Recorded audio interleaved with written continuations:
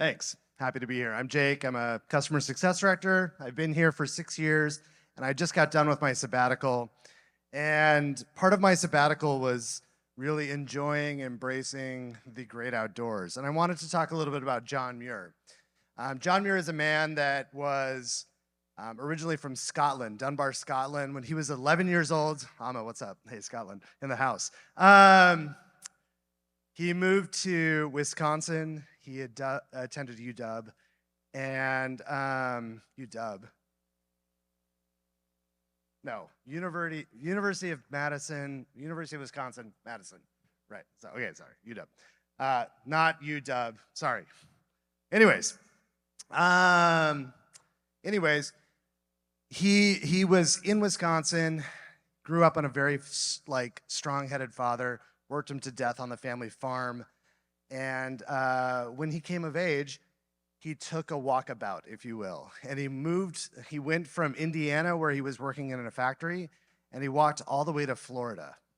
He got on a boat in Florida, and he said, I want to go to the Amazon, and I want to find the headwaters of the Amazon. But he's like, I'm very poor, and he had gotten a really bad flu. So he ended up getting on a boat to Panama and eventually made his way to California. He got to California, and he said, I want to go to the Yosemite Valley. And my favorite thing about this story, has anybody been to the Central Valley of California? Few hands up here, few hands. Eric's from there. This is what I love John Muir. I've read a bunch of his books now, and he's a very beautiful writer. When I think of the Central Valley of California, I think of Stockton, Modesto, Fresno. I think of heat, I think of dry climate, and I think of just not a lot of beauty. This is how John Muir writes about the Central Valley. He leaves San Francisco, he gets on a ferry over to Oakland, and then just starts walking east, aiming for Yosemite. He says, looking eastward from the summit of the Pacheco Pass one shining morning, a landscape was displayed that after all my wanderings still appears as the most beautiful I have ever beheld.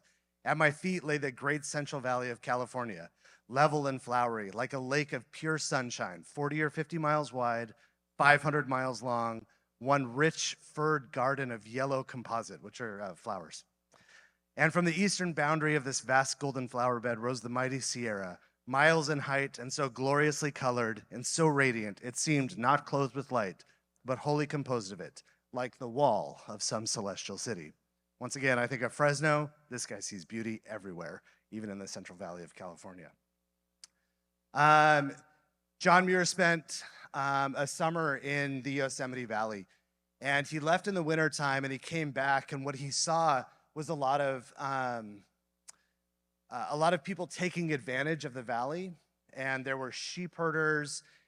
There were people building places and trying to make money off of the natural beauty. And so he spent most of his life in conservation, saying we need to work to find ways to conserve the land, conserve the property, and make it so that all people can enjoy it. He brought Teddy Roosevelt into Yosemite, and they camped, and he said, look at this beautiful valley. We need to preserve it. Another trip that he did was, some more pictures of Yosemite. This is the north face of Half Dome and Yosemite Falls. This is my beautiful daughter. Another trip that he did was to Alaska.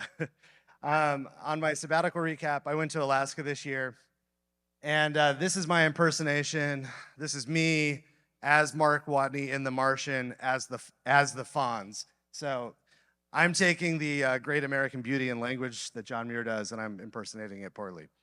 Just a little bit of writing about Alaska.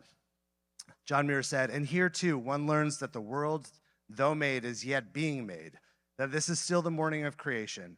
The mountains long conceived are now being born, channels traced for coming rivers, basins hollowed for lakes, that moraine soil is being ground and outspread for coming plants, coarse boulders and gravel for forests, finer soil for grasses and flowers, while the finest part of the grist, seen hastening out of the sea and draining streams, is being stored away in darkness and builded particle on particle, cementing and crystallizing to make the mountains and valleys and plains of other predestined landscapes to be followed by still others in endless rhythm and beauty.